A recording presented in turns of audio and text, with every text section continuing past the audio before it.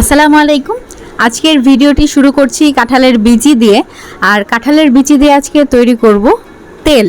এটা কি সম্ভব না সেটা দেখার জন্য আজকের এই চ্যালেঞ্জটা নিয়েছি।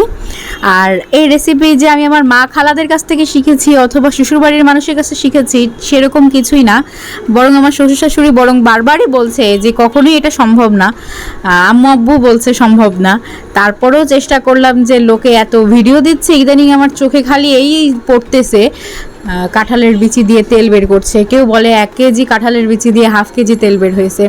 তো আমি চেষ্টা করছিলাম যে সবাইকে খুশি করতে শেষ পর্যন্ত তেলের বিজনেসেই নামবো, এরকমটা মাথায় চিন্তা নিয়ে আজকের এই মিশনে নামছি।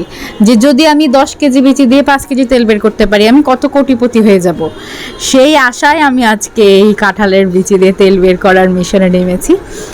তো আমি আপনাদেরকে আজকে দেখিয়ে দিব যে আসলে কাঁঠালের বিচি দিয়ে আমি কতটুকু তেল বের করতে পেরেছি কি পারিনি। আর এই ভিডিওটা আসলে এভাবে যে তৈরি করে মানুষ কি জন্য এরকম দেখাচ্ছে, এটা কি আসলে সত্য কিনা। আমি এই যে কাঁঠালের বিচিগুলোকে জাতা দিয়ে কেটে আধা ঘন্টা ভিজিয়ে রেখেছিলাম কষ বের হয়ে যাওয়ার জন্য।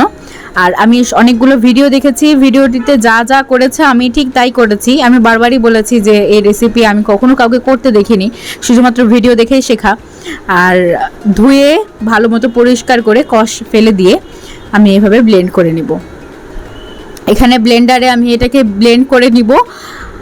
আর ব্লেন্ড করার পরে জিনিসটা আসলে একটু থকথকি টাইপেরই হবে, সেটাও দেখিয়ে দিচ্ছি।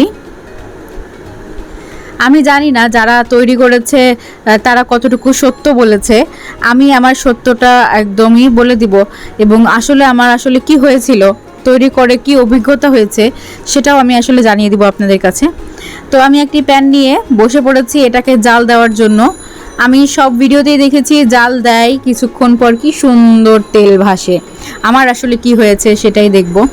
আমি বেশ আধা ঘন্টা 45 মিনিট ধরে মিডিয়াম হিটে এটাকে জাল দিয়েই যাচ্ছি। আমার হাতে ব্যথা হয়ে যাচ্ছে, আমার নিজের শরীর থেকে তেল বের হয়ে যাচ্ছে। তো আমি এই বিচি থেকে তেল বের করতে পারছি না।